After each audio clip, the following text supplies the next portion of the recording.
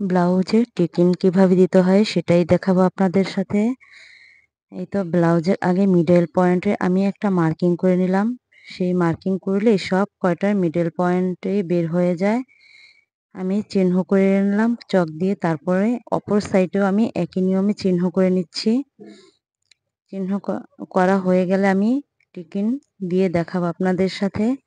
অনলাইনের কাজ শিখতে গেলে ফুল ভিডিওটা দেখবেন। পুরোপুরি কাজ না শিখতে পারলেও কিছুটা হলেও ধারণা নিতে পারবেন। মনোযোগ সহকারে ভিডিওগুলো দেখবেন। ইউটিউব চ্যানেল থেকে দেখলেও অনেক কিছু শেখা যায়। আমার একটা ইউটিউব চ্যানেল আছে, সেটা এই পেজে লিংক দেওয়া আছে। ইচ্ছে করলে ওখান থেকেও আপনারা দেখে নিতে পারবেন।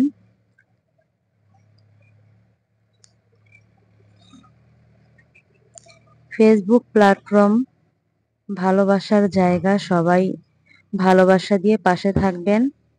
ফলো বাটন চেপে ফলো করে লাইক কমেন্ট শেয়ার করবেন। ধন্যবাদ।